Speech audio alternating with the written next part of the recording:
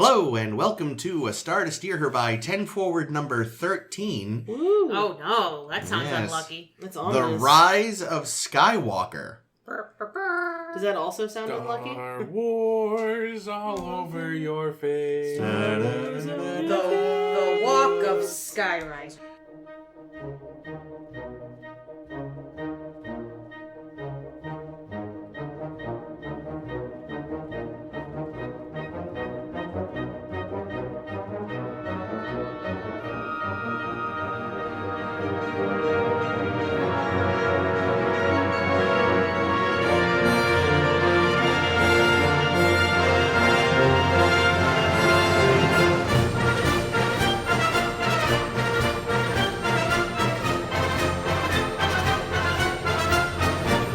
Out of 10, not enough porgs. Too many porgs. Well, we should probably preface anything that we say with massive spoiler alert. Oh, yeah, no, we're not going to do one of those, like... Chris already spoiled it. There's too many porgs. Yeah. We're not going to do one of those, like, some podcasts will be like, oh, we're going to talk about it in vague terms, but then the last 20 minutes... No, we're spoiled from the off. So if you haven't seen it yet and care about that sort of thing, you have exactly 5 seconds to turn it off where I shout a big old spoiler. They kiss! They kiss, and it's great! The lesbians? Yeah, that was a great kiss. Oh, wait that was great for all 4 frames of it. Yeah. All right, so 5. Star Wars, you're really 4, progressive now. 3, 2, this is way more than 5 seconds. Happy New Year! J.J. Abrams is a hack. Hey. Hackman. Fact. Super yeah. fact. It just proves that there was no plan None whatsoever for this threequel. Here's the thing. I think there probably was, but I think Carrie Fisher dying probably didn't help. No, that's it. She barely impacted the plot. No, but she was supposed to be a much bigger part of the film. Was that not the case? That was something that I read a couple of years ago, yeah. Like, they had to severely But rewrite some stuff. I mean, if you I think, since this is the final film in a 3-film quote-unquote trilogy... That isn't even about Carrie Fisher. Yeah, I would say that it is very clear that there was no overarching plan. Yeah, there wasn't a master plan, but like clearly each movie was like, Force Awakens is about the new kids and Han. The second one was like the new kids and Luke. So this one was going to be like the new kids and Leia, I imagine. I don't think that's... I don't think there was that kind of plan. What they were planning. I didn't get that. Oh, well, that's what because I don't think that the second. The second one wasn't even about the new kids and Luke. It was about Rey and Luke. Well, and a casino. But here's the other thing. The second one was Rian Johnson. Yeah. Rian Johnson wouldn't decide to just do whatever the pattern J.J. Abrams is doing. That's true. And I mentioned this to Jake as we were leaving the movie. Have either of you ever played Exquisite Corpse? I have not. No, but I've heard of it. Yeah, I haven't even heard of it. It's a writing game you play with friends who are like writing type people or creatives of love sorts. That game. No, it's a terrible game. Oh, you hate it? I feel like you would like it. Didn't fucking Salvador Dali think it up? Yeah, it's a surrealist thing. So, here's the gist of Exquisite Corpse is a bunch of people in a room. They each start writing a story. Then they hand what they start to the next person, and that person keeps writing. I've heard of this. So it turns into a lot of gobbledygook. Yeah. Maybe sometimes there's something fun that comes out of it that you don't expect. Like, I started a story that I thought was, a mystery, and you turned it into a comedy. That's great. Cool. What do I do with this now? Thanks a lot for ruining my story. And it keeps going around like that until you have some semblance of story. And that's what this fucking threequel was. Yeah. Yeah, I definitely, if you compare it on the whole with the prequel, right, which is... I think a valid comparison because that was another trilogy. The prequel trilogy? Yeah, so episodes 1, 2, and 3, which very divisive. I'm not the big fan of those movies overall, but I would say though, I mean we're not litigating the prequel, but what I would say about the prequel is it was very clear that the producers who thought up the broad strokes plot line were like, okay, this is going to be the story of how Darth Vader became Darth Vader. And they also know, they must know where they're ending because they know they have to end with Darth Vader being a thing. Yeah. This felt to me just like 3 movies with like an ensemble. Yeah. That I mean, like, yeah, there was continuity between them. Like, they back-reference each other. But I never felt like there was any arc that was sort of consistent throughout the films. Yeah, no, that's fair. Like, it feels more like just a normal sequel pattern than a thought-out trilogy. Yeah. Huh. So I think calling it a trilogy is a little dishonest. I think it is a triptych. At it best. Sure is 3 movies. It is 3 films that are in the Star Wars saga series and have some overlapping characters. And I was gonna say, and they do follow the same motley crew of characters. Certainly. Yeah, I mean the first one. Forget about Rose, but we'll get to that. What struck me a little bit was that the first one, very much was modeled in a lot of ways on the original Star Wars. Yeah, it was straight up a remake of Episode 4. New Hope. The second one, the Rian Johnson one, was its own thing. I think. I don't think that really took a lot from other sources. There was some Empire there. No, there wasn't. And then the third there was a big fucking walker fight at the end with little land skimmers. There was a whole subplot where Rey goes off to be alone with a Jedi Master for most of the movie. I don't know. It doesn't sound anything like Return of the Jedi or Empire Strikes Back. It really. Other than. Don't get me wrong. It didn't borrow as heavily from Empire. Other than those huge similarities, nothing alike. No, I think that those are very surface level similarities. I think setting, yes, the planet at the end kind of looked like the ice planet at the beginning of. Yeah, and to be fair, we never saw Yoda milk anything. And which is a tragedy. And but I think only very superficially does Rey's training thing have anything to do with Luke's training. Yeah, no, definitely down to the cave scene compared to Rey's cave scene where she sees a bunch of herself and narrates it. Well, yeah, Rey's Empire cave scene was in this movie. Yes. Yeah, no, one thing. You're right. What it is I think J.J. Abrams is a hack. And just made Episode 4 with Episode 7. Rian Johnson very consciously was like, I will do some surface similarities to Empire, but then I'm going to sort of upend a lot of things. But then they put a hack back in charge. Well, I don't know. I think they just put. I think there's nothing. There's hacks all the way down. Now, wasn't it originally supposed to be honest. Rian Johnson for a while, and he went away? Or Colin what the hell Trevorrow. Happened? Who's that? He was Trevorrow? the guy. Is that how you pronounce it? I don't know. He was the guy who did Jurassic World. Oof. And yeah. Basically, when the reviews for that came out, Disney got cold feet. But that movie did well and got a sequel. Yeah, but it was still a terrible fucking movie. I never saw it. Neither did I, but the reviews were... I love it. I wasn't criticizing it. No. I'm just saying, I wouldn't deign the reviews were... I'm just saying, I think it's hilarious that Chris is like, no, I didn't see it either, but it fucking sucked. Well, because the reviews and word of mouth were both terrible. But this movie, it's still I do funny. think... It's no less funny to me, I do think J.J. Abrams, especially the final act, cracked the spine on the script for Return of the Jedi and was like, okay, copy, paste. Ooh, there's going to be a point where the Emperor has Rey look through the window and she sees the fleet battling the Death Star. Fuck, wrong movie. You bring up the Emperor. Shall we start talking Emperor? Because that's the thing. That's the thing that makes me unable to think subjectively or to think objectively about this movie. Is I get so distracted with the fact that A, the Emperor is here, and B, that the Emperor got laid. So here's the thing. Both of those things were facts. He was people once, dude. Both of those things were facts in the old expanded universe.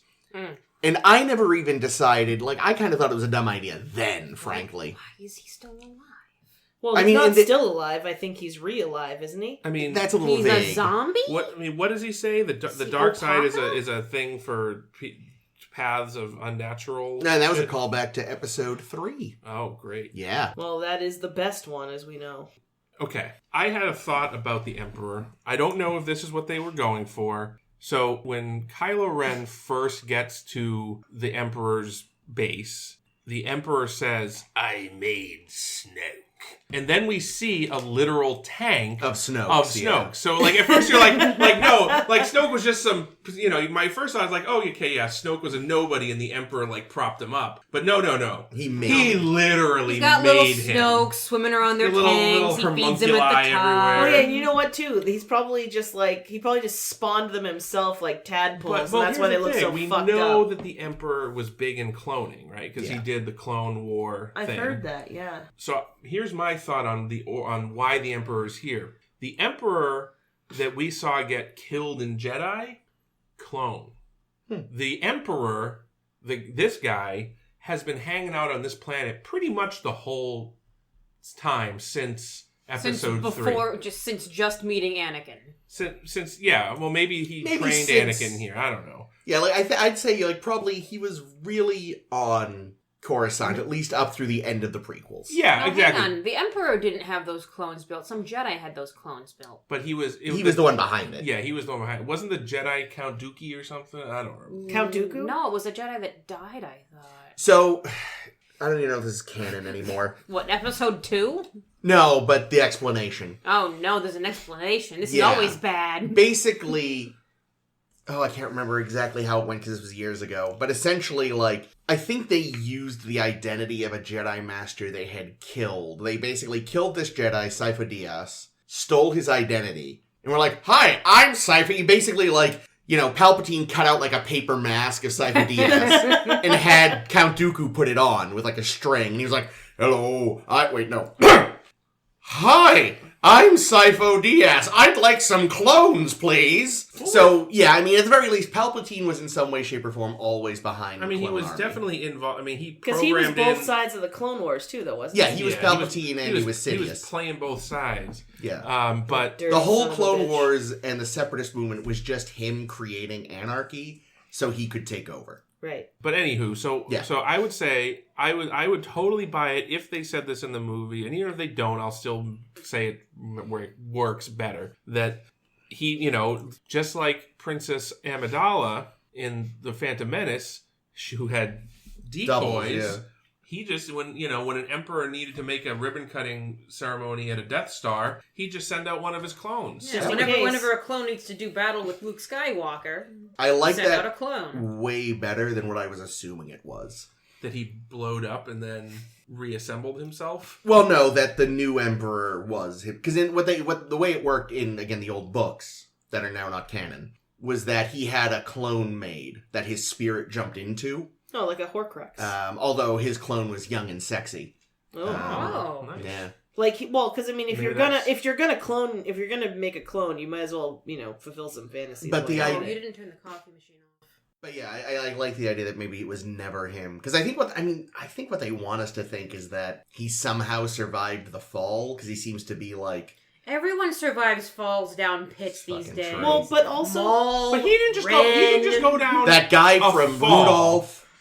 This wasn't Grandpa on the ice. Yeah, no, this was... He was thrown into a pit of energy and then exploded. Yeah. And then the thing that the pit of energy was in also exploded. Yeah. There was double layer of explosions to wreck this guy. Here's the thing. I hear what you're saying, but look at what they brought Darth Vader back from.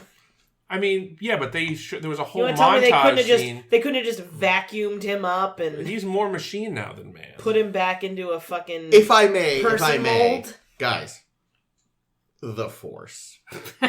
True. Which is a teleporter now. Yeah, the Force got a major upgrade. Yeah, what the fuck? Is the Force part Vulcan now? Because it seems like it might be part Vulcan. It can heal things, anything. Well, the healing makes sense to me. The healing, I have to say. The healing has precedent not in movies, but in other media. It's like Vulcan stuff. Every episode, you learn a new thing the Force can do. But yeah, no, stuff that's no longer canon. It had been established before that the Force can let one heal. We do see a bit of it in The Mandalorian, even. So, but you can't count that because The Mandalorian is made concurrently with this movie, right? So but it takes place. They could have talked to each other. Are they having meetings it. together or what? I'm sure the fact that they established in The Mandalorian that there's healing. Sorry, spoilers for The Mandalorian. Well, we didn't get into specifics. Yeah, but yeah. I forget what you're even referring to, so I'm I'm not that spoiled. Yeah, you can just touch somebody and they're healed. Yeah, and there is precedent for that in the old EU. There might even be precedent for that in the Clone Wars or in Rebels series. I don't know. I've seen a third of Clone Wars and none of Rebels. The thing about the Force is you've read part of the Wheel of Time, right? No. You haven't? No. Oh, I thought you had. There's a power in the Wheel of Time that can basically do anything if you can be clever enough to use it the right way, and I kind of feel like that's how the Force is. Yeah, the thing is, I've been okay with random Force shit. I'm used to this, but it's it's suddenly being able to transport objects like I agree that was crazy distances sometimes. Well, through no, time but and here's the space. thing. Like... I don't know that works. It only works if you're a dyad. Your bond. Okay. You gotta have a dyad. Bond. Touch dicks through the Force. They did. Actually, the scene where they're fighting and then all those like red beans spill out is pretty though. That's the thing. I mean, it made for some neat visual stuff. But like at first, I thought a lot of that was meant to just be like.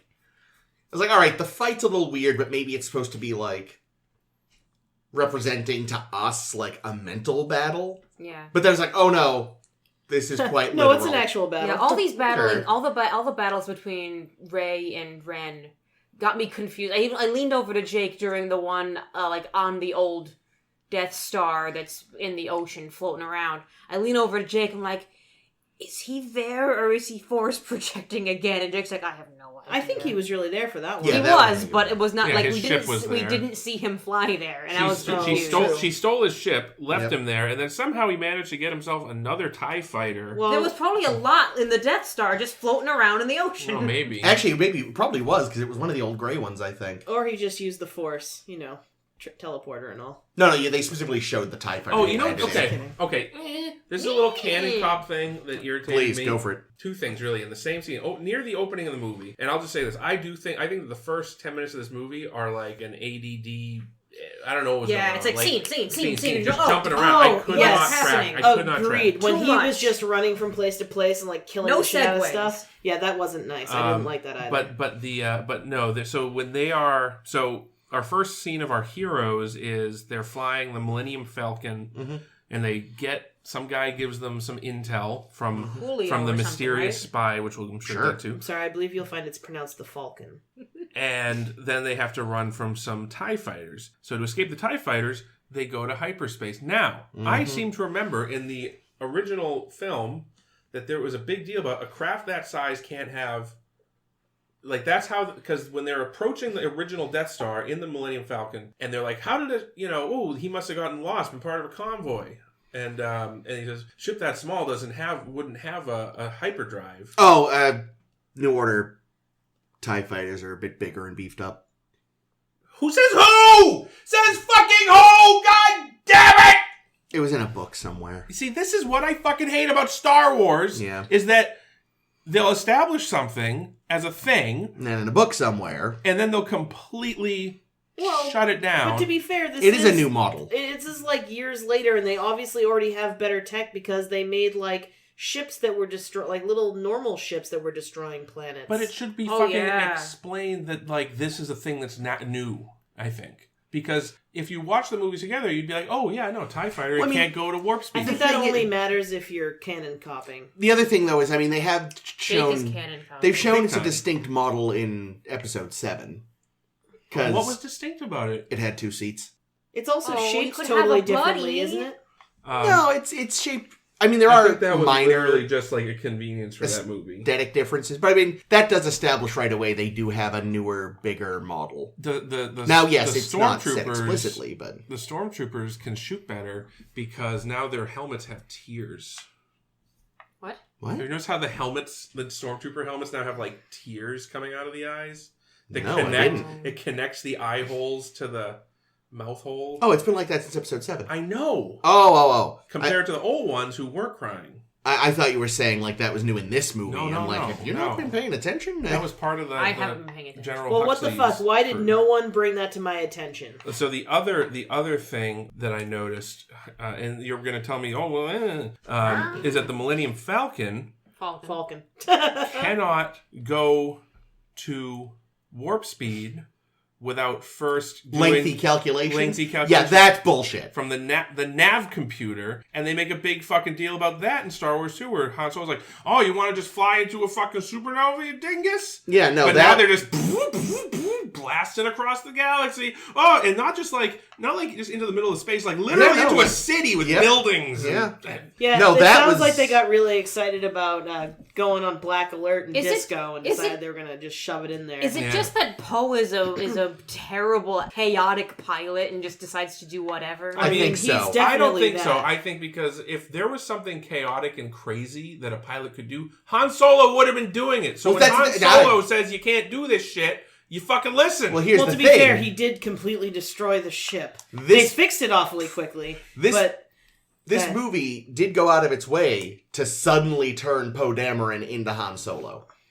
Like, and to make him even you're a scoundrel in a space runner. Like, up until this point, we've always, everything we've seen about him from the movies. And he's a fucking bootlicker. He's a pretty boy and Boy Scout. Again, not to get into, like, shit normal people wouldn't have seen, but they had a comic that was like, half the reason Poe is with the Resistance is because his parents were with the Rebellion, and he, like, has known Leia since he was knee-high to a fucking he's R2. A fucking scoundrel. Yeah, suddenly he's Han Solo. Yeah, also, Friends with a Power Ranger.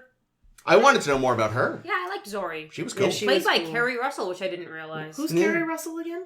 She's in The Americans. Oh, Felicity. Oh, Felicity. That's why, really why that's she's why I know because that's name. a J.J. Abrams show. Abrams, which is why she's in the movie, and which is also why Dominic Monaghan is randomly in this movie. Yeah, what's he doing? He's J.J. Abrams' friend from Lost. The Hobbit. Yeah. Yeah, he got to hug a slug monster. Mary, it was cute. It's just like, hey guys, I got some fat Star Wars wads to toss around to my buddies. So you want to get in this movie? I'll give you a little speaking role. You won't have much to do, but you get paid. You'll get the residuals. Get in on it. Fucking Dominic Monaghan, man. He's gonna get Lord of the Rings and Star Wars residuals. Yeah, man. Motherfucker never has to work again. But anyway, I will say that. Since probably will. He did kill Jay Gunderson, though, or whatever his name is. Who now? The Porkins replacement. Yeah. He was also, so he's the Porkins replacement. He is the voice of Kirk's stepfather in Star Trek 2009 over the phone on his car he stole.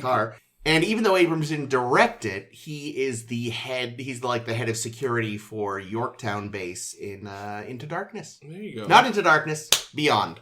Yikes. Can't think of his real name. It's something Gund or isn't some such. Greg something? Yeah. Greg Grundleman? Greg Proust. Grundle.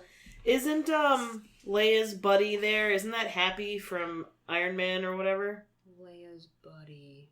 The bearded. No. That's who we're talking. We're talking the bearded guys who we're talking about. Oh, and that's not Happy. No, that is he's on Heroes. Yeah, what's his name? That is the fucking Jesus Christ. He was the director of Iron Man. He half created the Mandalorian. Yeah, that's what I'm talking about. Jon Wasn't he his driver or something in that?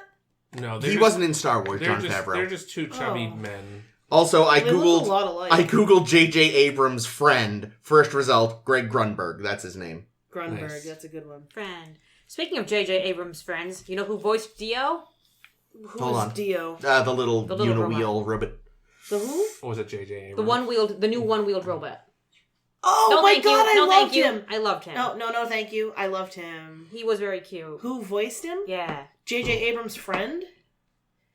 J.J. Abrams. Oh, Did he really? I now hate that robot. Oh, no! I still love but it. No, speaking he's of so perfect. Speaking I of loved robots, him. though, can we all agree that the fucking highlight of this movie, which is something I would never imagine myself saying, was C-3PO? He was kind of great. He It was was a fucking great delightful. scene. His whole thing in this movie, it was.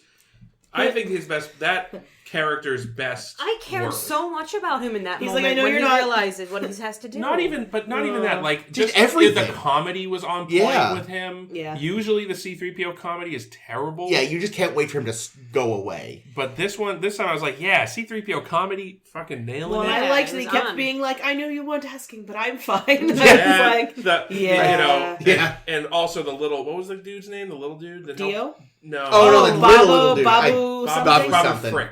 Yeah, that sounds about Babu right. Frick He was also, great. I loved him. Juju. Although I didn't need him sitting on Carrie the Power Russell's Rangers lap in Yeah. the thing. No, Honestly, he did not need to be there. He reminded me of fucking Pepe the King Prawn a little bit. Oh, see, I was gonna say he reminded me of a couple different Henson things. If that's not a Muppet, nothing is. Is he not a Henson thing? I don't know. I didn't look it up. I liked how sometimes he was sort of speaking English. Yeah. Other times He knew not. a little English. Yeah, no, I mean, Enough I to get think. by. But yeah, The Americans is over. If they want to, give Kerry Russell her own Disney But Plus here's miniseries, but I'll here's watch the thing, it. right? like the Mandalorian. So I was saying how Pedro Pascal is famously the Mandalorian. Yeah. The guy from Game of Thrones. But he probably only had to show up on set for literally one day. Oh no! Because no one would ever know. Because the rest of the time, it's just the voice that he's doing. It's just some body double, some stunt guy in the suit. Does he eventually take off the helmet? I haven't seen the whole thing yet. I'm not going to say. I know he. There's that thing that's been going on Facebook. He didn't take it off for the cast photo because it wasn't fucking him. It was a fucking guy that's in the suit the whole time. You really think they were paying Pedro Pascal money for him to be in a suit? Is he really not in the suit? I guarantee he's not, and I guarantee Kerry Russell is only in the suit for the one scene where you see her eyes. I'm sure he's in the suit more than that. Because the whole act. Because he should be doing the acting. Acting is more than just vocal. You know that. I think. Well, unless it's a voice acting. I would be. This is live action. I mean, if someone listening has evidence that Pedro Pascal actually portrays the masked Mandalorian ever, dude, he better. Then please provide it, because if I was Send Pedro us Pascal, pictures of Pedro Pascal. Pictures of Spider-Man. But I also don't think Kerry Russell was in the suit, other than the shot where she had to be in the suit. I still liked her a lot. Shun the non-believer. Yeah. I mean, this is basic movie shit, Dude, if he's not in that, I fucking don't want to watch the show anymore. It's over. I hate it. I hate it now. Because I love it. Can you imagine how much it costs to have Pedro Pascal he can't on be set? That expensive. He's from Game of Thrones and what else? He wasn't even in it that long. He was in Narcos. Oh, he's a pretty big name actor. Well, I'd like to think that he did it just so he could hang out with the Baby Yoda puppet. I'm going to tell you something, guys. James Earl Jones was not in Darth Vader's suit. Shit, that I know. But that's because he's not 7 feet tall. I don't know. I hope that he's actually in that suit. And Chewbacca's voice is created by a sound designer. There wasn't actually a man in that suit going. And let's segue with that. Poor Chewbacca. He got shafted in this movie. All his friends keep dying on him. Yeah, all his friends think he's dead. He almost died. Oh, okay. All right. Oh, yes. What? Thank you for the segue. What? Because something that one big complaint I do have about this movie is that just one. One of the big complaints I have about this movie is how they didn't let anything really marinate. True. Never. Was if something was set up, it would be resolved in the next scene. Oh yeah, no. Chewie was not supposedly he was dead for very 38 long. Seconds. But the thing is you couldn't even believe he was really dead. That's a chump's death. Because they showed him in the preview with Lando, and we didn't see that scene. See, I don't remember that. I forgot all about that. I just feel like it would have been a bigger deal somehow. Yeah, sure. Because if that was his death, you would have been like, well, that was a shitty death for Chewbacca. Yeah. This fucking sucks. When they killed him in the books that are no longer canon, they dropped a moon on him. Ooh, that's a good way. I think that's what it would take, honestly. But there's that one. There's Hux, who don't get me started on the I am the spy fucking scene. But it's me. But he reveals. Did you need me to explain this to you? I am the spy. It's me. Because you remember how earlier in the movie there was a spy that was feeding him from information to the rebellion. Well, and you've never expected me. I am the spy. Well, and that's why I just killed these guys before they could kill you. It's because I'm the spy in the Empire or the First Empire. First Order. I kind of like that though, just because Hux is such a schmuck anyway. That, it feels like something he'd do. But then his fucking, I don't care if you win, I just want Kylo Ren to lose. Well, but honestly, look at fucking Kylo Ren, because that's kind of how you'd expect him to be. And they're all the worst. And then just a couple of, that character gets shot in his next scene. One of them is the lead singer from My Chemical Romance. And one of them is the lead singer from, I don't know, Fall Out Boy or some other whiny emo band. Actually, you know what it is? It's more like they're they're John and Paul during the White Album. Or Kerry Russell gives Poe a little secret chip to get onto any Empire ship. And it gets used in the very next scene. Yeah, it didn't take long. Maybe if she had given that to him, maybe if she was introduced earlier in the movie and she gave it to him, or maybe how about this? How about she had given them that in the last movie, in the first movie, and he just had it the whole time, and then he used it. Like, ooh, that would be actual continuity between the films. Yeah, you're definitely right, though. I hadn't thought about that, but nothing ever really sits. Yeah, no, it was all just like, it was immediate, instant gratification on every... Yeah, point. And you think, man, this is going to really, like, make Rey feel like, oh man, I've really done something bad with this. She has a great scream, and she feels bad for 5 minutes, and then it's like, oh wait, this is undone, and I don't have to worry about it anymore. This is Undone, the other subtitle of this movie. Yeah, they really did go out of their way to just shit on everything in the last movie, didn't they? Though, honestly, the last movie kind of sucked. Yes, I agree, but... This is, like, my favorite of these 3 movies, I think. Really? Of these three movies, I don't know. I'm not saying it's my favorite of the whole fucking series. I think, honestly, the first of this series is my preferred one, but it's a pretty low bar at this point for me. I was just excited to have there be, like, a really big, crazy wrap-up. You can say what you want about literally anything and everything. I was excited that it ended how it ended. I was excited that there felt like there was, like, a real, like, okay, we really did it this time, and it's really over. Because I also just kind of feel... Here's the thing. I feel like...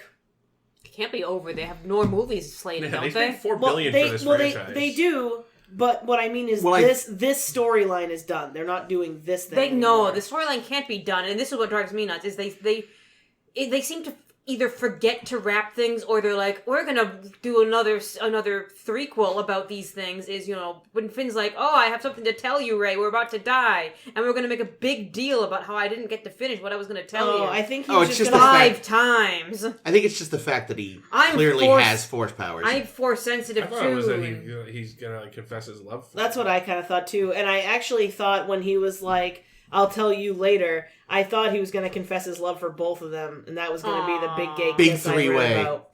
I really wanted that. I really wanted because when I read about the same-sex kiss being removed, I was like, they finally did it! Poe and Finn are gonna kiss! Yeah. And then they didn't. And instead the fucking big gay kisses between Grandma Moses, who got way too much fucking screen time in these movies. I don't know why they kept showing the close-ups of that woman. Is she JJ's mom? What the fuck? She did. For no, like, and she doesn't, her character didn't have a name as far as I know. I'm sure it's on her action figure if you buy it. But, like, it's like, why are we having such long close-ups of this actor? I think because, like, I don't know about this one, but in the last one, I think it's because everything was sad, and that woman does a great, we're doomed face. God, we were kind of all over the place with this movie, because this movie was all over the place. I liked it. There was a lot happening. Yeah, but no, I think we were getting to, like, undoing. So, say we go with The Last Jedi, there were 2 things I loved about it. Rey was just a person. She's not a Palpatine special now. Person. There's only 2 families in the whole universe, Chris. I like how Tylo mansplains it too. It's like, well, actually, I was technically correct. So whose family is Broom Kid from last movie? Oh, who the fuck knows? He's probably a fucking... He's a Kenobi kid. He's a Fisto. The reason he always wear that little hat is he doesn't have hair. He has little, like, Kit Fisto tentacles. That's the part. He's half human, half Kit Fisto. That's the family Jake would be part of, too, if he was in Star Wars. But no, Rey was just nobody, which I thought was great. And there was something else I liked.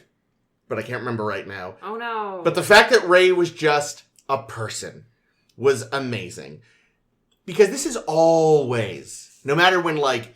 And this is, Disney. No, not just fucking Disney. Even old Star Wars. Star Wars' biggest problem is that it's supposed to be this huge galaxy, but it feels so fucking tiny. Because everyone knows everyone else. Mm-hmm. Everyone's fucking related. Oh, we just happened to cross where this dagger is. Like, it's happy coincidence. Like, the fact that somebody was just going to have been...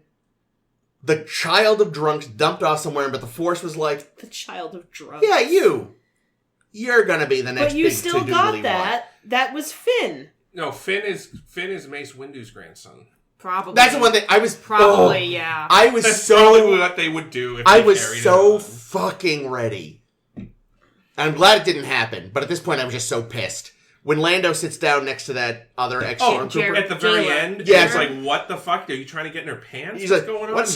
What system are you from? He's like, oh, the Gold. It's like, oh god, is that what she said she was from? He's like, let's find out. I was like, okay, good. Because for a split second, I thought they were going to be like, that's what I thought. You're my secret granddaughter! I thought it was either a child or a fuck time. There's 4 black people in the galaxy, so we must be related. Lando, like, I had to do a turn to the camera after he said that line, like, Coke 45, it always works. Seriously, and that is definitely, let's just throw that out there just for fuck, because I'm in a mood. That is still fun, not fuck. They still haven't fixed the fact that there's really only 4 black people in the galaxy, by the way. Well done, Star Wars. But there's Jana now. But there's another one. There's another one. Here's the thing, though. There's one Asian person, but she had to stay home and study. Oh my fucking god, you're right. That was the fucking worst. No, you're right. Hey, Rose, you want to go on this fun adventure? Nah, Ma says if I don't get an A on this test, I have to go. I have to go to cram school. But that's what's the literally rule? what 6 she hours said. of sleep? She said, I have to study the plans to the old Star Destroyers because otherwise, and it would have been okay maybe if that knowledge had then come up later in the movie. Sure as fuck didn't. Where she was like, these Star Destroyers, I was studying them and they have this great one weakness about the fucking exhaust port. You just shoot a torpedo up there, the whole fucking thing goes. Yeah, I feel so bad about Rose because I know last movie we shit on her a lot because she wasn't a character, and you'd think, okay, now's her chance to be a character. Oh, we're just gonna ignore that she even exists. Got rid of that terrible haircut. Now, do you think that was like them overcompensating for fans' complaints about the character? Probably. That would suck if that's what it is. Because, I thought that, in the last movie, I didn't dislike the Rose character. I disliked the Rose adventure that they went on. But I don't think that was a reason to totally write off the character for this movie.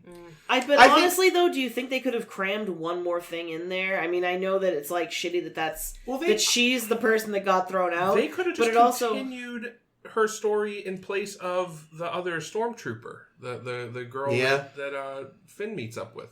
I don't know. I like that Finn meets more stormtroopers that have sure. I mean, lived but they've also had his experience. But then again, it's not expanded. Yeah, upon. it's all of 5 seconds that they're like, oh, kindred spirit, yay. This was important for this one scene that they have together. After that, I feel like Finn got kind of shafted in this movie by not having a ton to do. Yeah, and by not totally locking lips with Poe, frankly. Well, that True. also. Yeah, if Finn isn't the center of the next trilogy, I think they're doing something wrong. Because they lead up so much, and they haven't completed his character at all. But I thought they were done with trilogies. I thought they were done with this. So, as of right now, all I know for certain is that's been formally announced is that Rian Johnson is working on some movies, but they're supposed to be set in the distant past. Oh. Yeah. Are these the ones that are scheduled to come out in 2022? It's really vague what's going on with their schedule right now. Oh, the schedules. I thought they had the fucking Weren't schedule. They doing an Obi-Wan Kenobi thing? There's going to be an Obi-Wan Disney Plus series. Starring Ewan McGregor. Ooh, I think that's still happening. But it'll be after he gets a horrible injury and he has to wear a mask. But yeah, I think it sounds like a lot of stuff is getting rejiggered right now. But at last count, Rian Johnson's working on at least one film set in the past. The distant past. I don't care about the past. The Game of Thrones dingbats were set to do some movies until they did that interview where they were like, we had no clue what we were doing. And literally within 2 days they were fired. But that's... I'm sorry, no, they quit to work on a Netflix series. That's what it was. But that's, Chris just did scare quotes with his fingers. I gotta be honest with you. I don't know who, because I'm not a big Marvel guy, but what I know of the Marvel thing is that they had a plan kind of building for their whole, not trilogy, their 20 movie series for a decade. There was definitely, through the course of it, because I've seen, I think, all of them, there was definitely some retconning here and there, but overall, they did stick to a plan. So, what I'm assuming is that there's somebody that works at Disney who's, in charge of Marvel. And this person, or this group of people, made the plan for it's going to be about Theranos, and Elizabeth Holmes is going to show up, and she's going to scam a bunch of investors, and then she'll snap her fingers, and everyone will get cheap blood tests. So, the thing is, all that kind of predates the Disney takeover of Marvel. The guy that sort of runs the movies, Kevin Feige, he's pretty much That's an unfortunate name when he was a teenager, I bet. Well, same as the other Feige. The one who did Ghostbusters. Oh, I thought that was just Feig or Feige. I've heard it so many, but they're spelled the same. Microfiche? Kevin Feige, like, pretty much is the center of planning for the MCU. The problem is, I don't think, from what I've heard, Disney didn't put a single person in charge. They have a story committee for Star Wars. Does it turn over every 6 months? It might. I don't know. But, like, the thing Disney has done is they've had the good sense, so far still, to let Marvel run itself. Whereas I think they're trying to recreate what Marvel did with Star Wars without just letting it run itself. Like, they're sitting there twiddling their finger. Like you said, they spent $8 billion, $4 billion. They spent a shitload of money on this, and they're like... But honestly, like, they've really been shitting the pants, I think. Even if there's some good shit in there, like Mandalorian's good. A lot of people liked these movies. A lot of people like this movie. And like that, I'm not going to discount anybody's opinions. So many toys but you I don't can think buy. I don't think anyone is going to disagree that there isn't like that their whole it's very Marvel's running a tighter ship. It's exactly. It feels like there's just throwing a bunch of different things at different walls, and sometimes it sticks. I mean, sometimes it's. The problem is this is always kind of, not always, but this has been Star Wars since the 90s. The 90s was the big EU boom. Mm-hmm. Just constant books, video games. So many good video games. Spin-off things that all, like, they eventually, like, did put together, like, a story group there as well to kind of, like, try to make it all make sense. Mm-hmm. But, yeah, Star Wars, and then George came along and made the prequels and threw out a lot of the EU then. Like, people complain about Disney throwing out the EU. But in reality, George retconned, like, a lot of stuff that was said in those books and comics in the 90s, he killed with the prequels. Well, here's the thing, Which is fine. So there's too much of it. I played a lot of Star Wars video games in the 90s. Today, as well. And even today, I was just playing Fallen Order. That was pretty good. But in the 90s, like, I was thinking about this. Like, there's a lot of different games out there, but the ones that were sort of my bag were the Dark Forces series, which was the first-person shooter. It was Dark Forces. It was Dark Forces 2 Jedi Knight. It was Dark Forces 3 Jedi Knight, 2 Jedi Outcast. It was Dark Forces 4 Jedi Knight, 3 Jedi Outcast, 2 Jedi Academy. Way too many numerals. So it was 4 games. See, I missed a lot of those because most of those were PC only, and I didn't have a PC that could really run games. Like Dark Forces was on PlayStation, but beside the point. What are we talking about? But right now? When I'm talking about video games, but like, thing is, those games were really fucking good. I think they could just make a fucking movie adaptation based on the Dark Forces. Have it dark, because the first one was like, the Empire's inventing some kind of new scary trooper, and we have a fucking dude that has to go in and deal with it. Yeah. Make a video game about that, or make a movie about Kyle Katarn? Yeah. Anyway, back to the movie.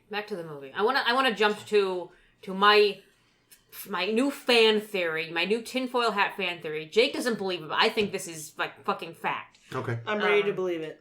So, we're ready to believe you. You should. This is, I'm sure, exactly what they intended, because it's the only way this makes sense.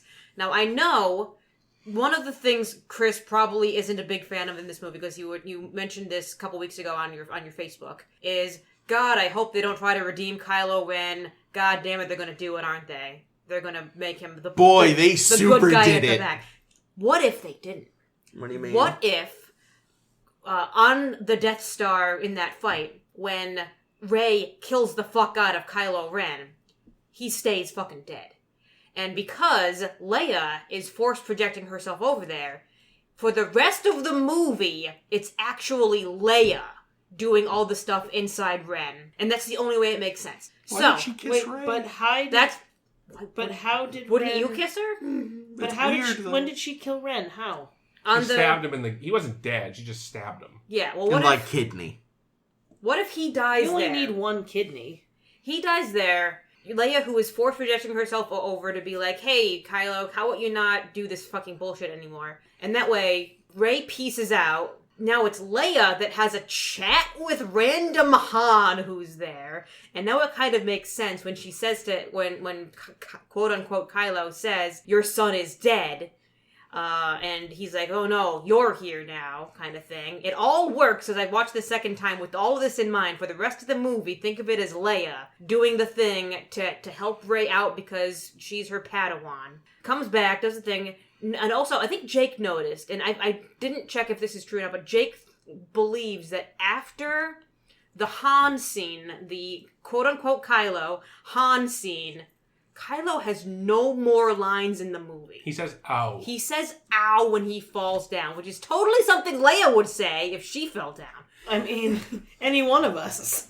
Yeah, no, they but having fallen down might say ow. The fact that there are 0 lines left for him in the movie is a little unusual when you actually start to think about it, and then you realize, wait a minute, it's because it's Leia and she's dying in a bed. And that's the only reason it also makes sense that her body finally vanishes into the Force area after she... Oh, after he dies. After he dies. That's very... Okay, so now that's interesting. I was ready to think you were nuts, but that actually is really interesting. Yeah, because otherwise, her body's been there the whole fucking time. Yeah. Which is making it clear that she's still around somewhere. She's been there this whole time. And it was Rey that kissed Kylo, and he was just kind of there. I'm gonna need some time to think of that Go one. back, if you watch the movie again, think about it as you're watching and be like, yeah. And we find Leia's old lightsaber. And Rey does her vanishing behind the trick magic act to give Kylo the lightsaber. She gives Kylo Luke's. Oh, is it Luke's? Yeah. Fuck. I thought it was Leia's, and it would have been very meaningful. Leia's lightsaber was really pretty. What color was hers then? Was hers? They were both blue. Both I thought was a missed opportunity to have another color up there. Well, Rey does have a yellow one at the end. Yeah. No, it was orange, wasn't it? I thought it was kind of orangey yellow. No. It was sunshine colored. That was the more interesting one. Sunshine colored. I would say that's right. I liked hers looked very, hacked together, because that seems more appropriate to her character. Yeah. Yeah. Not that we had a great look at it, but the little bit Leia's did kind of, it was, really, roundy. Well, it's interesting. There's kind of was like a massager look to it. No, if anything, there were... you pig, how dare you. I think a lot of it was meant to... The silhouette kind of, in a way, resembles Obi-Wan's. Penis? I never get such a good look at the hilts that I can tell. I just want to know what the hell happened to Luke's from Return of the Jedi. Did you just leave it on the Death Star when it blew up? Probably. Because I liked that one. That was the coolest one. Because and it was green. He threw that one aside, and that probably was left in the wreckage. They should have found that. Apparently, the only reason it was green, because Lucas always just intended... Was one of the animators colorblind, like in the animated series? No, it's because the opening sequence on Tatooine. Didn't look good blue? The blue lightsaber blade, blended in with the sky too much. I still think it was the coolest one. When his second lightsaber was designed to look a lot like Obi-Wan's. Yeah, I don't know how I feel about your Leia Rilo theory, but I do think... Because here's the thing. Here's where I think it kind of falls apart, is the conversation with Han. Because my understanding of that scene, and others can fill me in if they disagree, my understanding of that scene is he was not talking to Ghost Han. No. He was talking to Memory Han. He was just... That's a thing. Yeah, that was solely something that was going on in Kylo's head. Possibly influenced by Leia. Without him. I thought it was real. I thought he was talking to Force. Because here's the thing, because if it was Force Han, he would have been blue, unless the visual effects guys were just lazy. But also, Han Solo isn't a Force guy, so he wouldn't even be there. Well, but he's had a little Force in him, if you know what I mean. I don't think the Force is an STD. I didn't say it was an STD. I guess we'll find out if Poe has it in the next movie. Oh, that reminds me. Sorry, Ames. I was going to build to this earlier, but then we got off course. I think, unfortunately, most of the threads they're leaving hanging aren't for movies or shows or whatever. It's for books and comics. That's lame. It is. Yeah, but the fucking what's his name? The black guy. His name is gone all of a sudden. Finn, that's his name. I need to tell you something. They make such a fucking big deal out of it. It can't not be addressed ever. I think books or comics. No, scene. People don't read the books and comics. But that's how they think. They mentioned it 5 fucking times. Yeah, no, it's That's how they do. No, I fucking disagree. Also, John Boyega has already said, like, he doesn't want to do a series, so... God damn it, but he's good! So, unless they're gonna And he did so little in this movie, he was extraneous in every scene! Here's the question, though. Do you think he really doesn't want to do anymore, or do you think they were like, get the fuck out, you fucking sold your script by or you lost Oh, no, he said he doesn't want to do a series. He'd do more movies. But right now, they're supposedly not planning any sequel films. Okay. Again, we'll see what happens. Oh, okay. Oh? Star Destroyers. They're all Death Stars now. Yeah. They're all every Star Destroyer is Death Star. That's kind of stupid. But and their Death Star is like in a gun that's like this big. Listen, and a little gun that can easily be shot and destroy the whole ship. We needed really easily. We needed the stakes of this movie to be literally everything. Yeah. But that's the problem with Star Wars, is that every movie, the threat is a Death Star. Oh, no. Everything.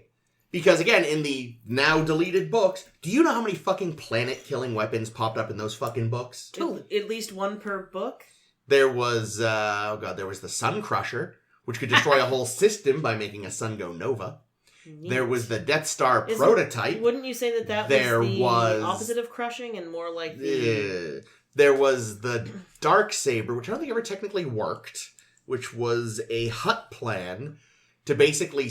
like, say, fuck a whole Death Star, just make the cannon. Like, yeah. Well, they did that in the last movie. That was the thing that they were using to bore into the well, that wouldn't destroy a planet. That would just bore through a giant fucking door. But yeah. I think at full power, it would have destroyed a planet. Yeah, maybe. But I thought that's what they said. They said, oh, it's Death Star tech. Oh, maybe. But still, like, there's probably a lot of tech on the Death Star that wasn't just Death Star, right? Like, all the mistakes Star Wars made in the 90s, Disney is making again. It's exhausting.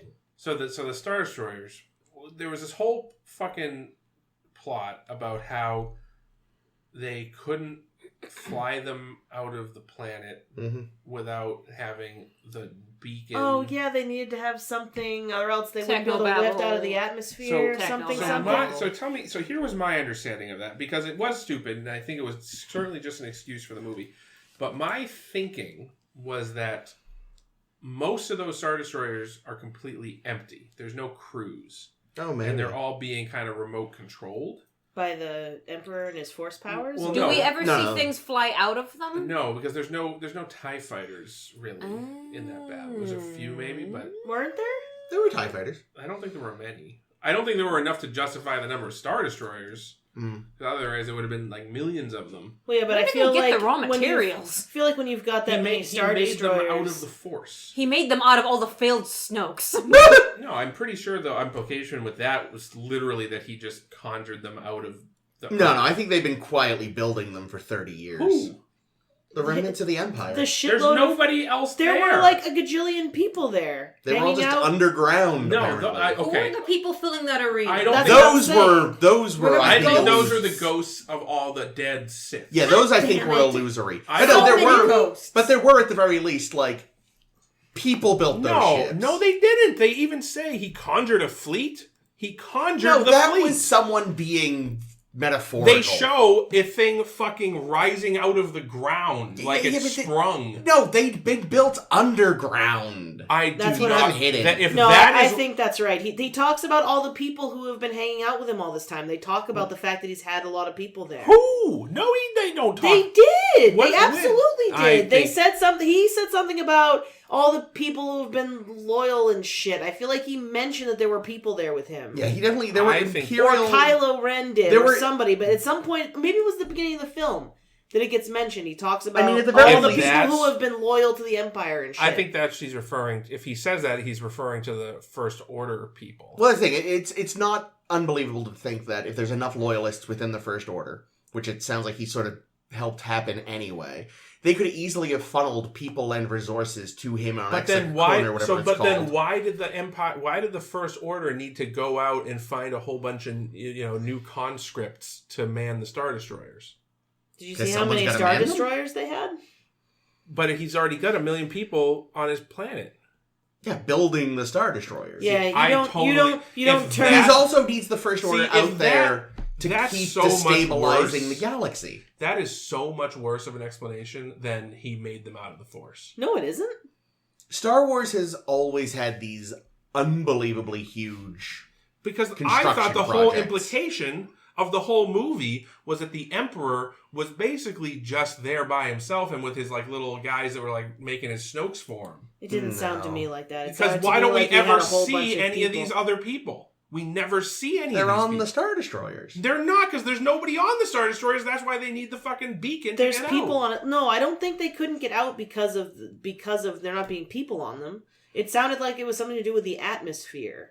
What's wrong with the atmosphere? I feel like Lando's whole fleet just had no problem. I feel like they literally said it had something to do with getting into the atmosphere. I don't know the answer to all these questions. I was just listening to the fucking I mean, I do like your idea that maybe a bunch of them are drones, or at least only have skeleton crews. But well, because you don't need a bunch of TIE fighters when you fucking have the power to destroy a planet and you've got 10 million of them. But I think there's definitely staff and people there. You need the TIE fighters if one little bitty ship can shoot out your entire Star Well, Destroyer you know, with what 4 else shots. is new? They're used to making big, impressive ships with big fucking holes in them, literally. But, big red rockets on the underside. Yowza. But yeah, no, but why couldn't they? Somehow they couldn't just go up. It was dumb. I think it was because they were all RC controlled. Like, that's the only thing that makes any sense. I don't know, but I swear to God, he mentioned he had a bunch of loyalists with him. Why didn't we see a shipyard? Why did the underground. Star Destroyer come out of the ground? It was underground. Why? Why not? Good place to hide it. Why would you need to hide it? You're on a planet that nobody knows exists. I don't know. It's the Emperor. He's paranoid. You can't get to this planet without going through a fucking nebula. Maybe it was raining. Okay. If that's literally what... See, here's the problem with this movie is that none of us really fucking know. Wait, Ames, you've seen it twice, haven't you? Yeah. So what is it? I have no You have no clue. answers for this? No. Like, Zero. the problem Zero is they answers. didn't bother to think of any of this shit. Well, but unless they literally, as I have said both of these things They didn't out say loud, either of those things out loud. I swear to God, they mentioned literally... that he The one had thing that I loyalists. do distinctly remember them saying is that he conjured the fleet. Well, yeah, but again, I think that was And they literally showed him conjuring the fleet. I don't... Like, that's my evidence. All right, we'll let our fans weigh in on whether they think it's been Leia inside Kylo at the end of the movie, and or if they think the whole fleet is empty and they're all puppets. Couple things I liked in the movie. Cavalry charge. I did. The horsies were cute. They were They cute. were big fluffy yak looking things. I liked them. I liked that festival planet. Oh yeah, that was fun. And here's what I liked about Festival Planet is we see so many fucking humans in the universe as like the people that are 90% of the things we see that are sentient. Yeah. But we don't, and if we see an alien, we don't usually see a second one of that alien. Usually they're very distinct and you know, lots and lots of puppets. But here's a whole society of these creatures. Yeah. And you see like, oh man, that's right. There's lots of other peoples and they have their own lives and they have this festival thing. Yep. Which happens every 42 years. And what happened 42 years ago? Star Wars came out. Oh, is that true? I thought it was a hitchhiker's joke. No. I thought that too. Fuck Also, you, though, J.J. Abrams. I like it. I think it's a cute nod. I was too busy having like name day. What the fuck? Life is it? Day. Life Day. I was too busy having Life Day flashbacks, having so recently watched the Star Wars Christmas special. So I was just kind of rocking back and forth in the corner during that scene. Have you ever seen that? I've not. Oh, I've seen snippets online that look ridiculous. There are parts... We should do that next year. There are parts of it that are absolutely atrocious, and yet there were some parts that weren't horrible. Mostly B. Arthur was great. Ooh, that's fun. Yeah. What else did you like? Yeah, the other thing that I really liked, I liked returning to Tatooine and seeing the Skywalker Ranch. I think that's a very nice bookend. I think it's a good place to end this trilogy. But how did she know where it was? The Force. Fair enough. Also, she's got Luke's books. Yeah. Also, somebody must have been there to clean up the dead bodies, though, huh? Oh no, the sand washed it all away. Yeah, or did Luke? Is it implied that Luke cleaned them up when he found them that way? I don't know. So I thought he just kind of left. Yeah, they never said. He may have gone back. Actually, in a deleted scene from Return of the Jedi, no, he goes to Obi-Wan's hut. So it's on the same planet. At yeah, least. he may have could have done and, some cleaning up, or maybe there's a realtor on Tatooine who was like trying really hard to sell it. It's pretty hard to sell murder houses, though. Yeah. What I do like about the fucking ending though with the Tatooine thing is, so Rey is, she makes herself a Skywalker for some reason. Just says she is. No, she gets permission. She's too ashamed to be a Palpatine. Yeah. I would be. Terrible. Before World War II, Hitler was a very common surname in Germany. But anywho, so she's like, yeah, I'm a Skywalker. You know what? I'm gonna bury these lightsabers in the beloved ancestral home of the Skywalkers.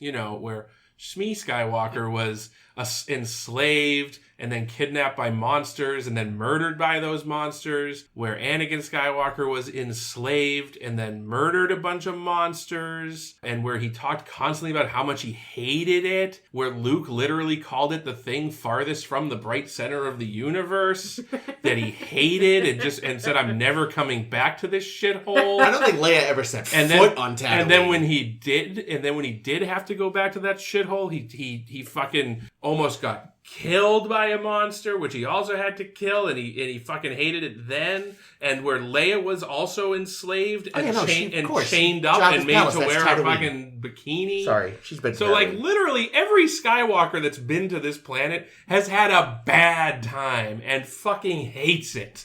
And that Rey's like, oh, this is so sweet.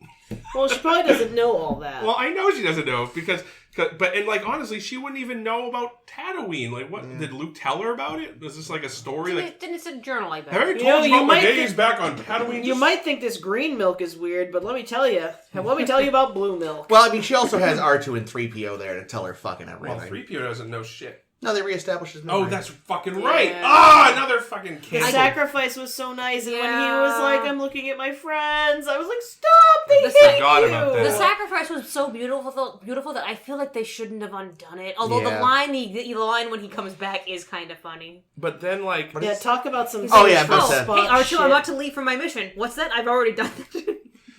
It's cute. But that's about. Yeah, and then it's more undoing. And then he doesn't do anything else for the rest of the movie, so there was no reason really for him to get his memory back. Yeah. He was there when Leia kicked it.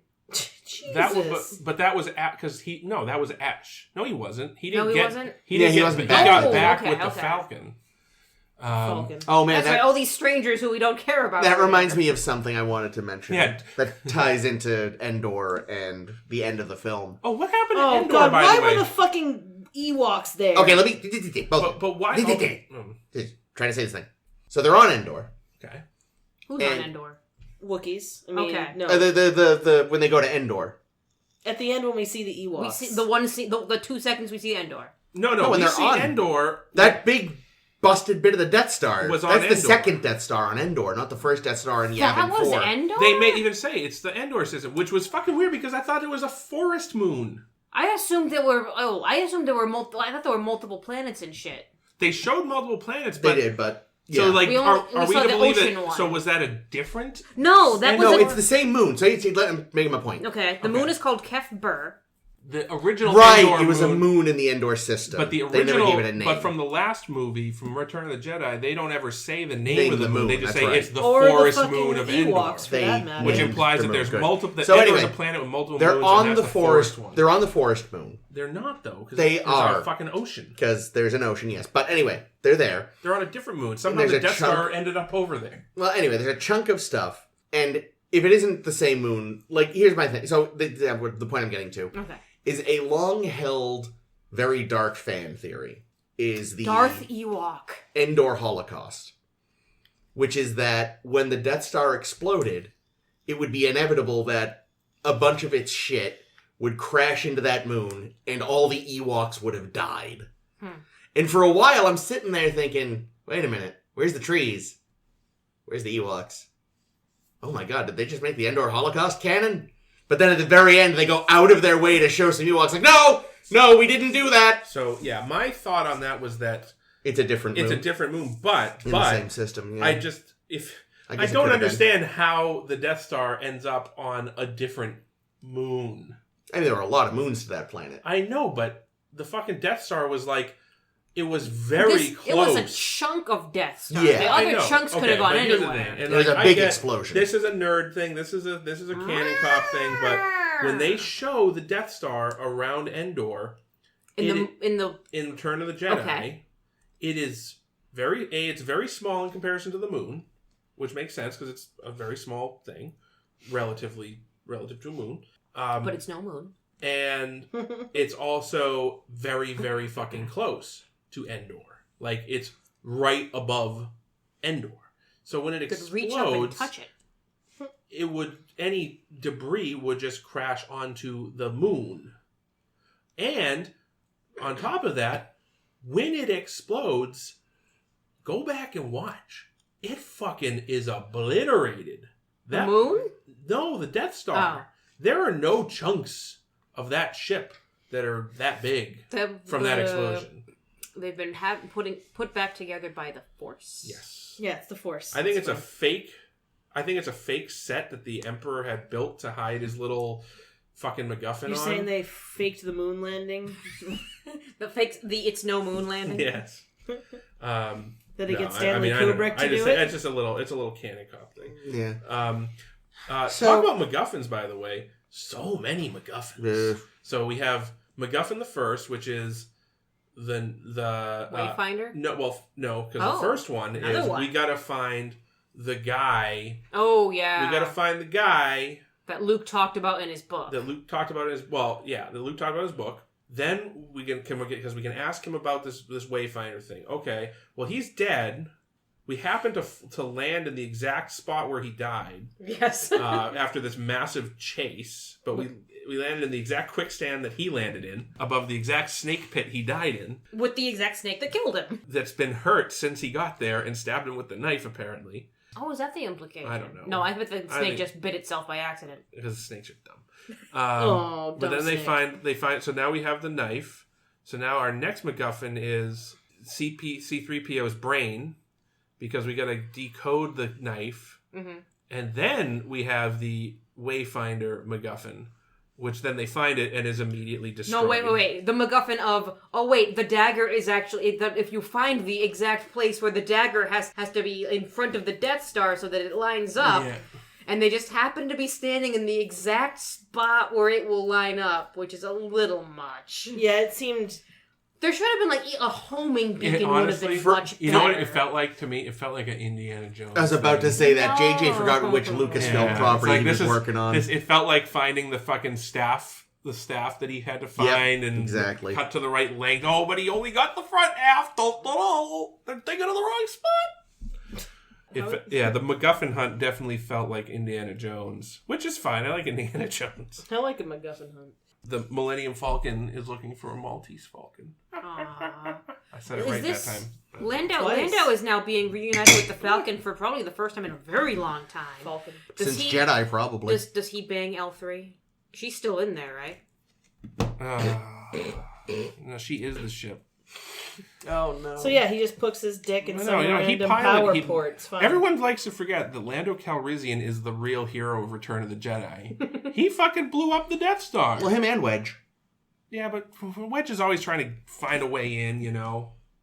Get it? He had a half a second cameo in this movie.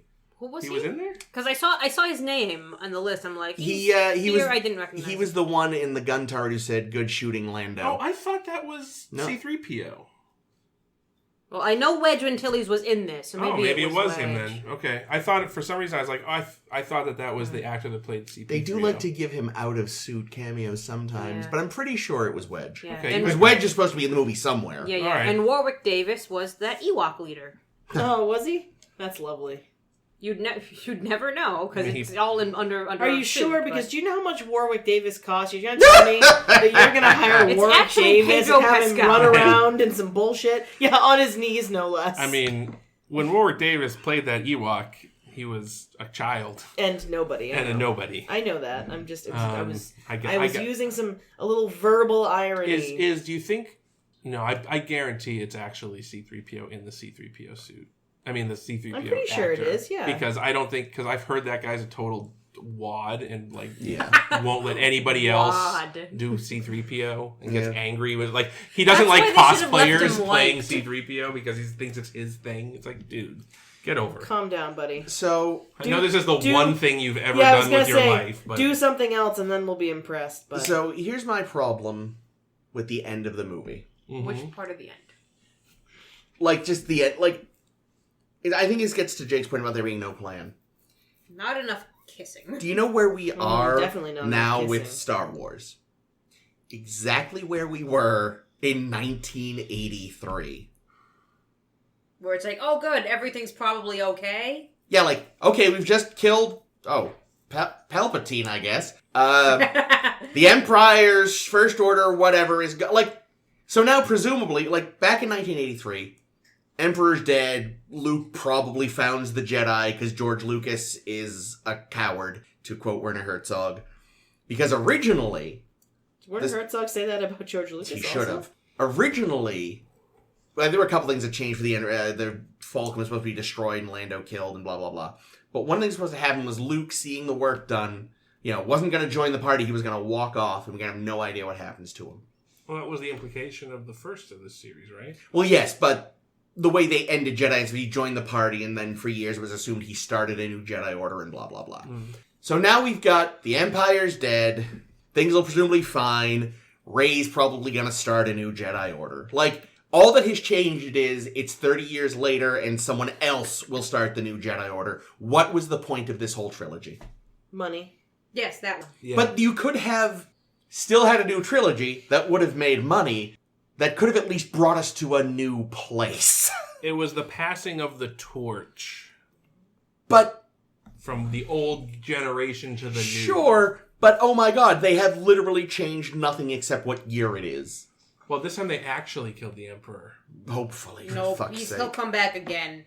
In another 42 years, he'll be back. Now, here's the thing, right? So here's the deal, right? So if the Emperor... We'll still be doing this podcast. So here's something new that they introduced about the Sith. And now, mind you, I'll buy it because they never really explain a ton about the Sith. They do not. But now we understand that every Sith has all of the spirits of all of the previous Sith inside of them. Yeah, that's... Well, in the Jedi too, right? No, that's a little different. But I think because the Sith, there's something that Yoda said in one movie where he's like, "There's always two, a master and an apprentice." Yeah. So my thought on this was that basically the way the Sith works is there's always one Sith. It's the head dude, and he's got all the old Sith in him. Yep. And all their power. So every time they're just getting more powerful. Yeah.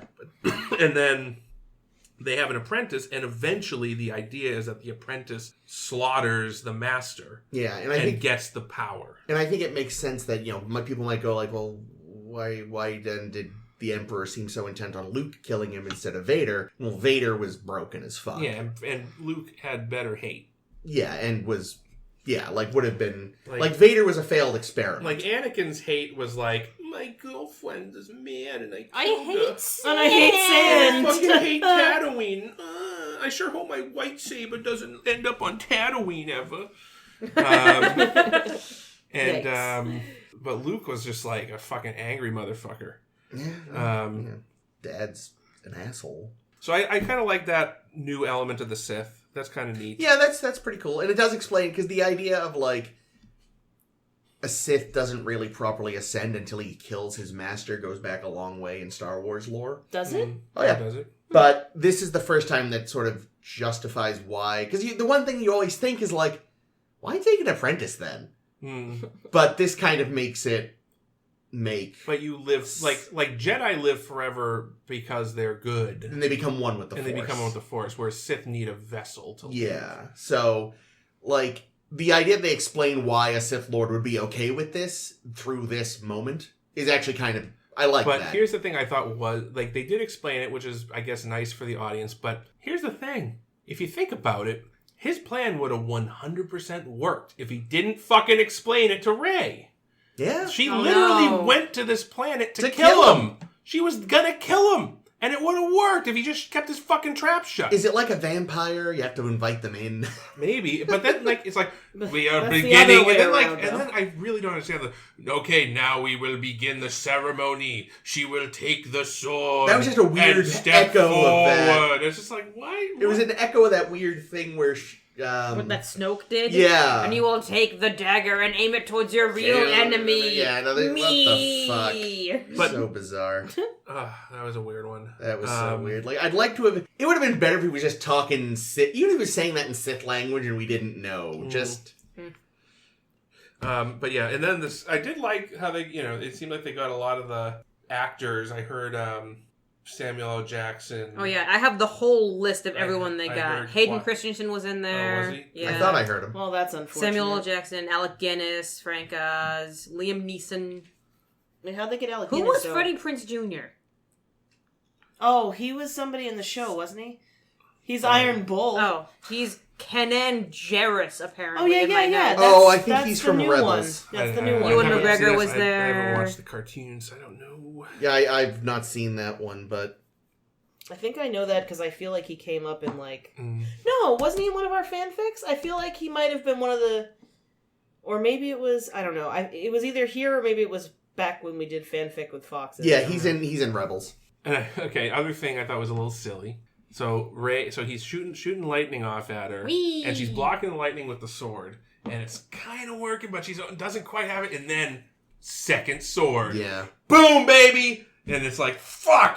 My one fucking weakness. Two swords! My one fucking weakness, my own lightning. Well, that's the other thing, right? Fucking Palpatine, man. That guy, every time he busts out the lightning, he gets fucked up. Yeah. He uses it to get Mace Windu, Yeah. and he ages like 400 years in a second. Yeah. Then Well- he uses it on Luke, Which pisses off Vader. and he burns his fucking face off. Like, he turns into a skeleton and shit. No, he just... That's what drives Vader to throw him off the I know, thing. but then when Vader's throwing off the thing, Oh, he's yes, electrocuting yes. himself That's with true, his own yes. lightning.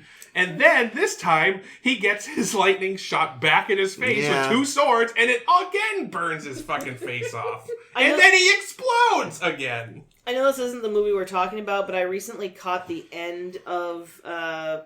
Revenge of the Sith. Yeah. And the scene where he's, like, first at the Senate after he's had his fucking shit all fucked up. Yeah. He's like, so here's what's gonna happen, here's the plan. Don't worry, I was attacked, so that's why I look like this. But anyway, you don't fucking open with that. Like, I know how it looks.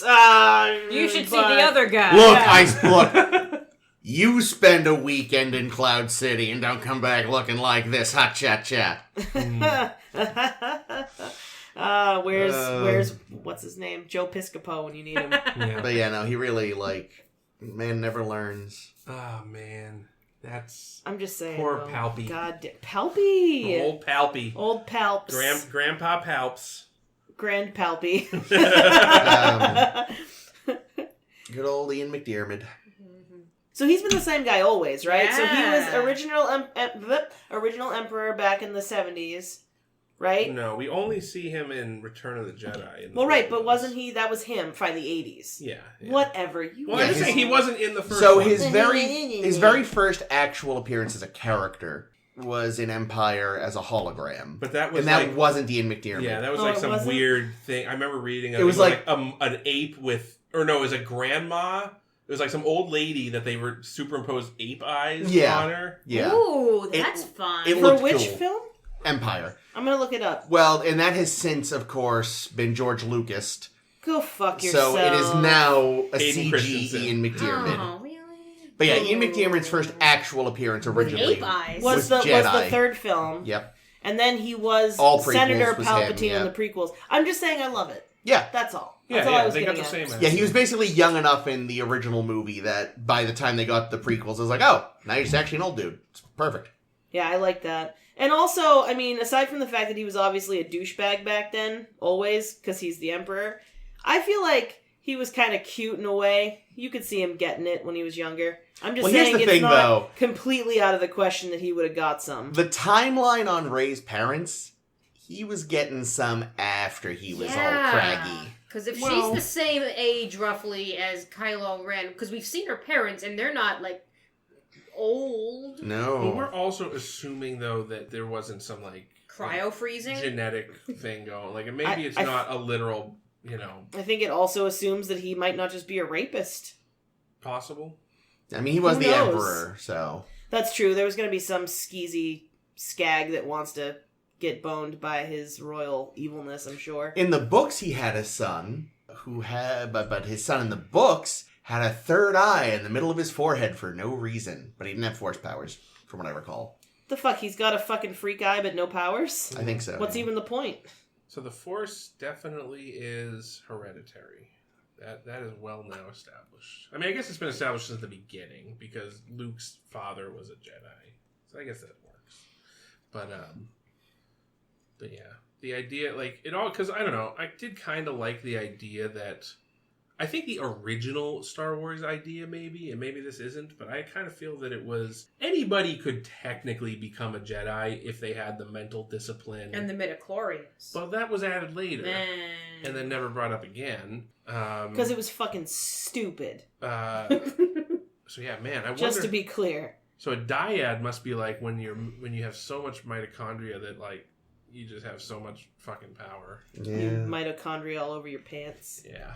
Cool. The last thing I wanted to ask you guys about on my list is what did y'all think of what they did with the Carrie Fisher moments? Oh, I loved it. Well, I'll say this. It was very obvious that they had certain lines recorded of Carrie Fisher saying it, and then they had to, like, adjust the script to be like, oh, let's have Rey say something that would fit this response from Leia. Oh, for sure. Yeah, there was a lot of that. But of course they were going to try to use what they had. I mean, it was... Yeah, no. I mean, it was better than bad CG Leia in Rogue One. It worked well enough that I wasn't, like, it not too much of it felt horrifically, like, I actually liked CG Leia in the flashback with her and Luke. Young Luke. I thought that it wasn't at all weird. No, they still both looked a little plasticky, but not as bad as yeah, but, I mean, to be fair, Mark Hamill looked a little plasticky in New Hope. I was gonna say, let's be real. Also, like, he looks better as CG than he looked in the fucking Star Wars Christmas special with his super makeup. Too much makeup. So also, I mean, the thing that's interesting about Mark Hamill, though, is that, like... He got ugly because he had an accident? He had a terrible car accident, and that's why he looks so different. That was a motorcycle accident? Well, he had a traffic accident. I don't know what. Ugly after the accident. Well, he's not as pretty as he was. That's for sure. But his face looks radically different between the first movie and the second movie because they had to, like, reconstruct it because of the incident with that ice monster. Yes, we know. Well, yeah. They wrote that into the movie for that to explain away. Oh, this is why the actor looks so different. But I didn't notice. I mean, it was a brief scene, but in the flashback, I mean, was it Return of the Jedi Luke face or a different Luke face? I don't know. I wasn't looking close enough. I just was impressed by how good it looked. I was like, wow, that looks like it looked pretty the solid. young man. Yeah, considering what we saw in Rogue One, you're like, yeah, that looks about right. I'd say I was a little... See, I never quite got that Leia ever was a Jedi. It's so funny, because I always assumed. See, I just... She's even in the... Do you not remember her Mary Poppins moment in the last movie? I do see that, but, like, that's the thing. I thought that was, like, an exception thing. Like, that was, like... She wasn't a Jedi, she but senses she had... Luke and stuff in the original films. But again, I thought that was just, like, they had a connection, but I didn't think that she ever, like, went and did lightsaber training and shit. Yeah, but I actually kind of even like the way that they kind of wrote that off. Like, the way that they retconned it was, yeah, she did the training and then realized, oh, I see what my future is going to hold for me, and the training isn't going to help, so I might as well do that and do another thing, like, govern. Yeah. Luke really half-assed the Rey's training, though, huh? Where, like, oh, that was another fucking moment of, like, zero delay between thing and payoff was Rey gives her lightsaber to Leia. It's like, I'm not ready to use this yet. Yeah, and 2 seconds later, she's like, here you go, you're ready now. And it's like, oh, that was 5 minutes ago, ma'am. The circumstances have changed, but, It's like, okay. Oh, that's clever. What? Is it? I was trying to find out... any information on Rey's lightsaber at the end, and it is actually made of the middle of her bow staff. Oh, that's fun. I like that. I liked that it was a color I'd never seen before in a lightsaber. I think there must have been some... Because there were many colors in the prequels, right? Mostly just blue and green. And Mace had purple at the express request of Samuel L. Jackson. Yep. Red's a color. Red's only for Sith. Yeah, but that's only Sith. That is the one hard and fast rule. Good guys cannot have red lightsabers. What about a different shade of red?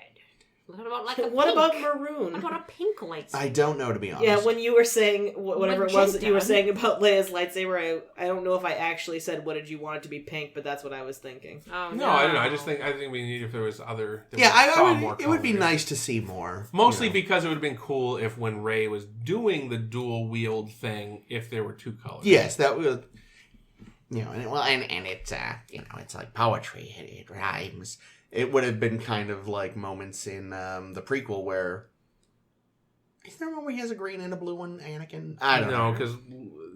That is a thing fucking Lucas said once, though. Talking about the prequels. It's like poetry. They rhyme. I've seen that quote. What rhymes? The movies rhyme. Yeah, whenever there was foreshadowing once and then you see the payoff, it's rhyming. Or when scenes are similar. When he lifts his own ideas from other movies and injects them into different movies. Oh, that's rhyming? So maybe that's JJ's excuse. Has he ever seen I'm just rhyming like George.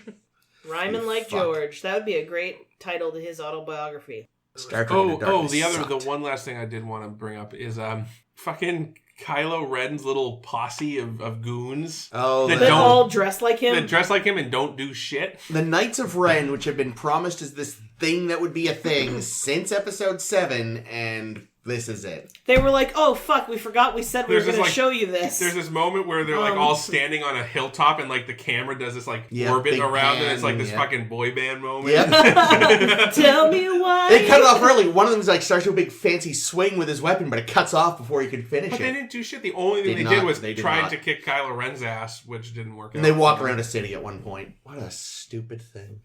So that, yeah. Again, proof that there was just no conflict. They kidnapped Chewie. I think Kylo even says something like, all right, I'm going to take my boys and we're going to go get them. And it's like, well, it didn't work. So I guess, for me, final thoughts, when it wasn't being stupid, it was very entertaining. Most of the action sequences were well done enough. 6 out of 10. 6 out of 10 lightsabers? 6 out of 10 packets of spice that apparently fucking Poe used to smuggle. My god, let's talk about that for a second. Why all of a sudden is the only Latinx character really good at hot wiring fucking speeders and used to deal drugs? Because would it be worse if Finn was?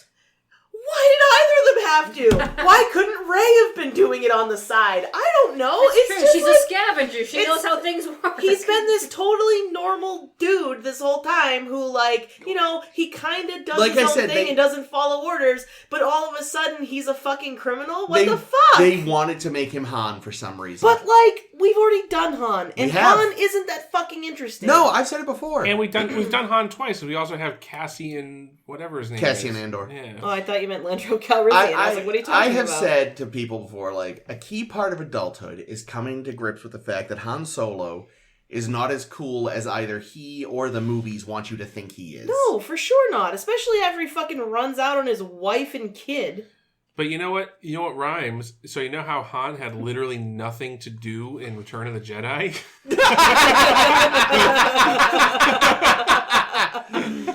It's like poetry.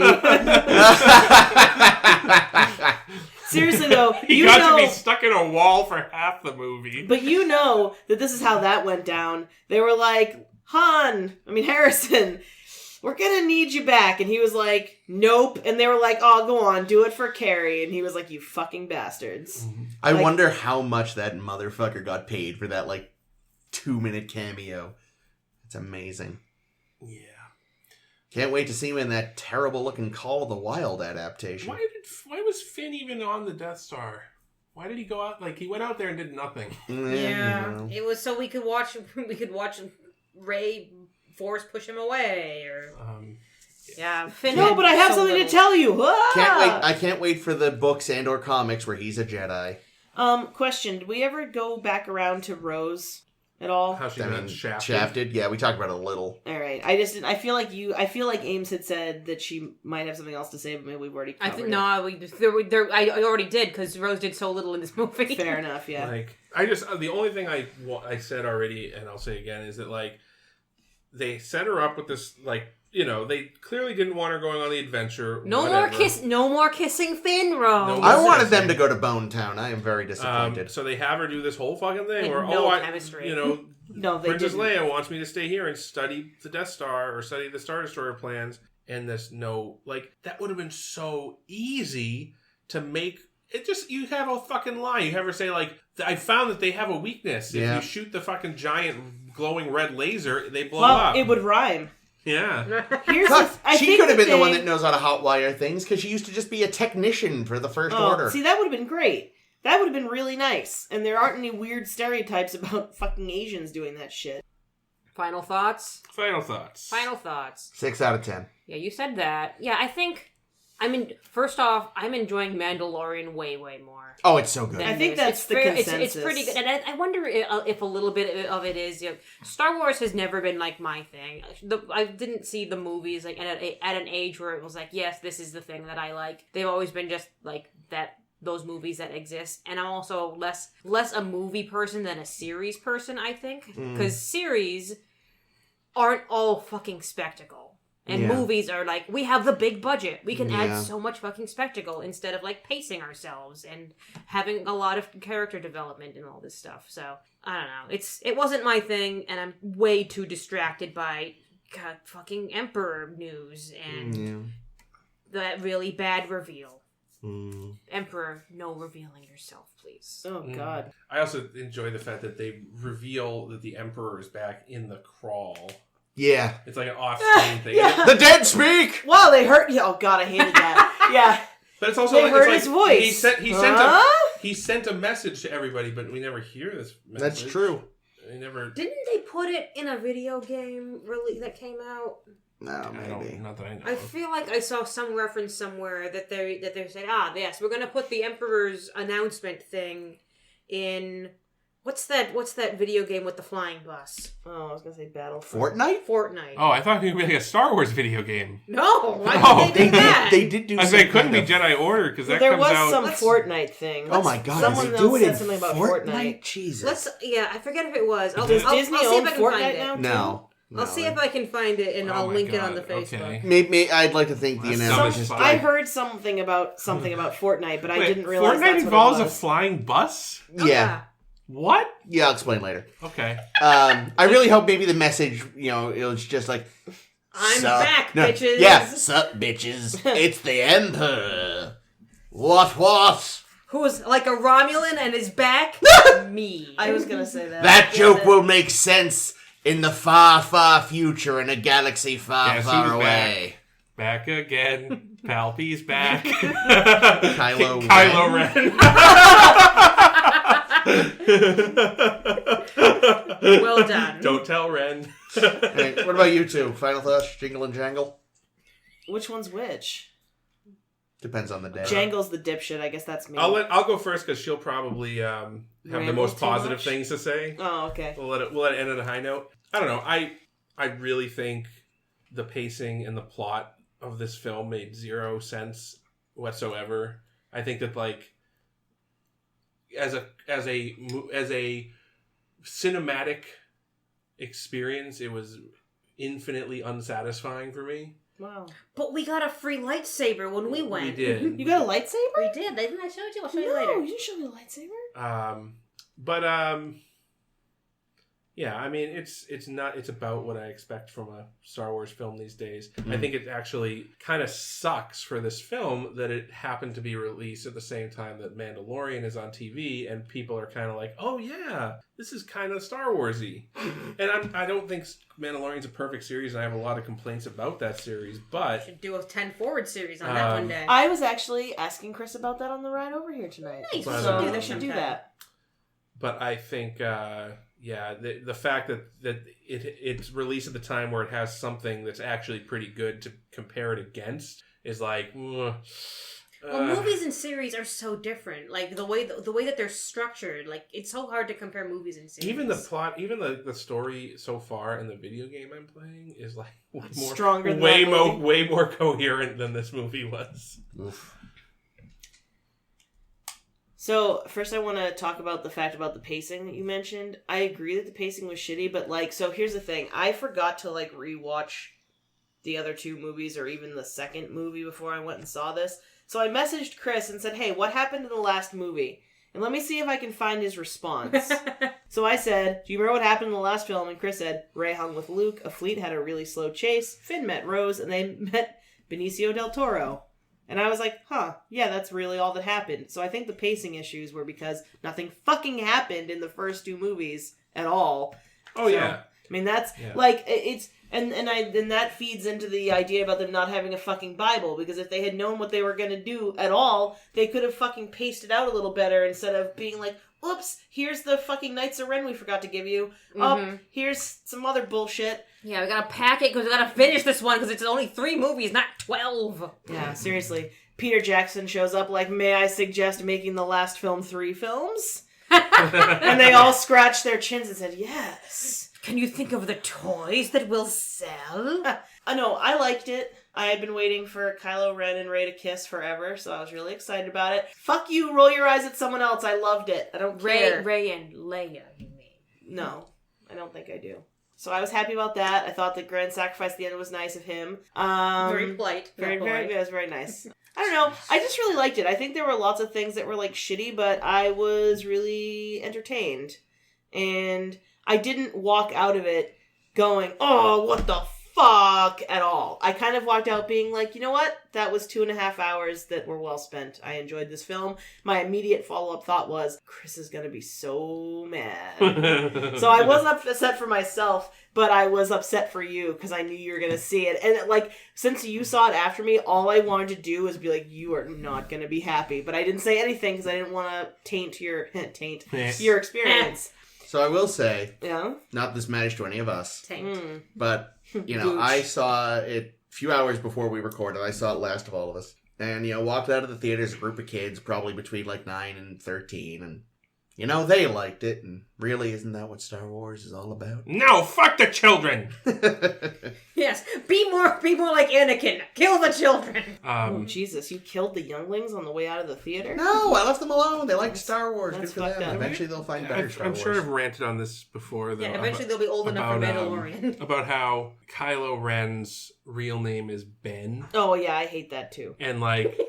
And I've said this before, probably, but I'm just going to say it again, because it bears repeating. Yeah. I assume he's named Ben after Ben Kenobi. Ben Kenobi. Whose name was He's not fucking Ben! That was the fucking name he adopted when he went into fucking hiding. And also, no, you okay, I was going to say, Obi-Wan, but that's not that's not who Leia would have known. Leia would have known him as Obi-Wan. I know. But Han knew him as Ben, and actually, Han actually knew him. Well, and Luke knew him as Ben. Right, but it's not how well did Han know Obi-Wan? They hung out together. Leia literally a never little met bit him. in episode 4. But Leia literally never met him because he got mowed down before she could. But she knew that his name was Obi-Wan. All right, I understand, but what I'm saying is, and Luke, she could have been like, let's name him Obi-Wan, and, you know...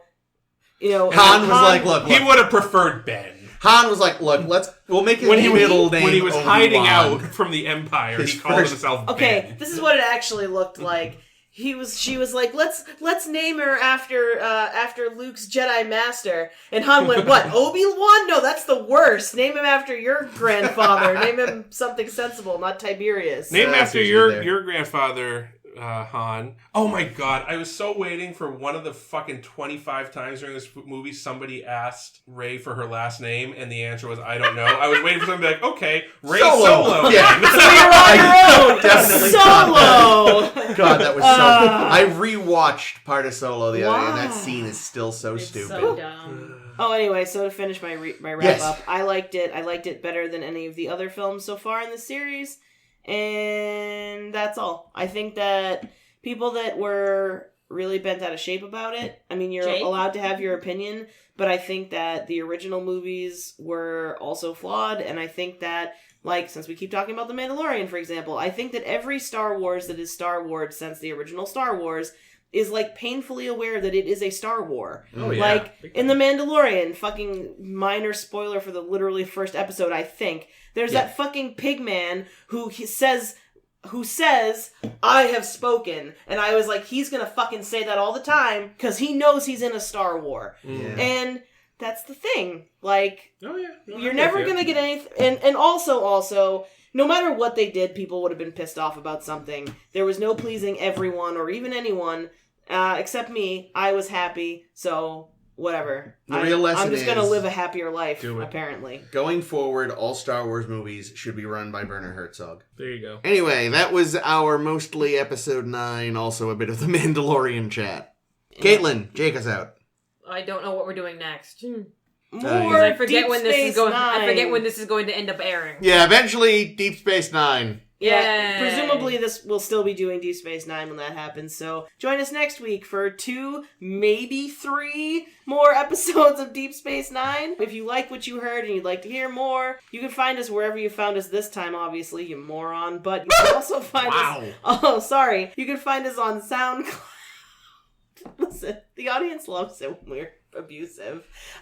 You can find us on SoundCloud, Stitcher, Google Play, Apple Podcasts.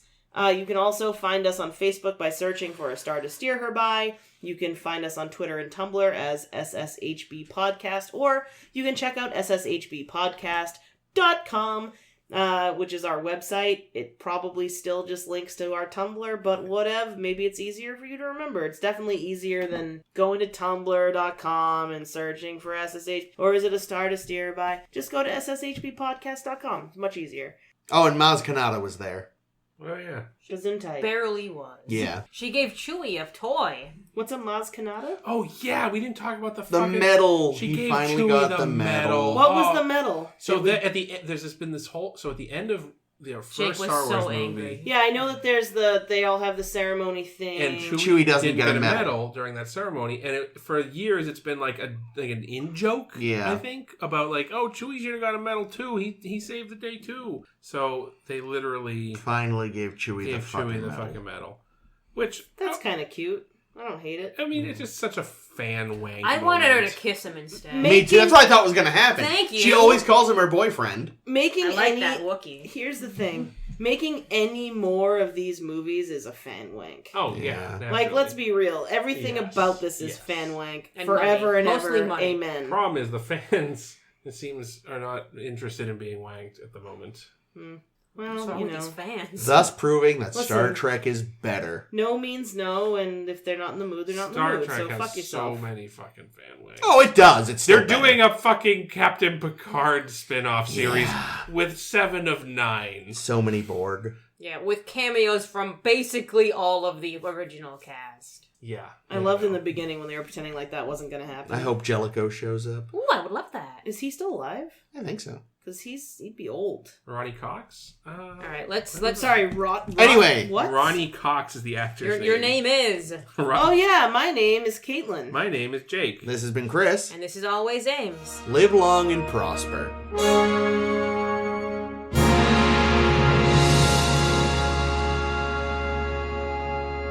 Going forward, all Star Wars movies should be run by Werner Herzog. There you go. Oh my god, Chris has the actual quote now that Werner Herzog said about the puppet. Tell him. Tell the I story. closed that. Oh no. Didn't even relate. Okay, hold on. It does. It's about Star Wars. It's about a Star War. War. So they were doing takes for a thing. All right, so we're gonna do one take with the puppet, For the Mandalorian, For the Baby Mandalorian. Yoda is the puppet. and Context. they It's were actually like, called the child. well, yes, but so they were. Apparently, the writers hate when people call him Baby Yoda. Well, tough shit. Well, they made a Baby Yoda. I'm gonna and keep calling him Baby Yoda out of spite. until they give it a name. It's Baby Yoda. Obi-Wan. Son of a bitch! So they Ben! they do a take with the puppet. They're like, all right, now we're gonna do another take because we haven't decided yet. We might do it CG, so we need to do a take without the puppet. And Herzog goes, "You are cowards. Leave it." Nice. I love Which, like, keep in mind, this is between takes, so he's still in his full imperial regalia, going, "You are cowards." See, the problem is, though, is now I think that he may have been motivated not by thinking they're cowards, but by not wanting to have to work such a long day. I don't want to do it twice. I don't want to have to fucking shoot this again. Whatever his reason, you bunch of pussies. He was right. So no, for sure he's right.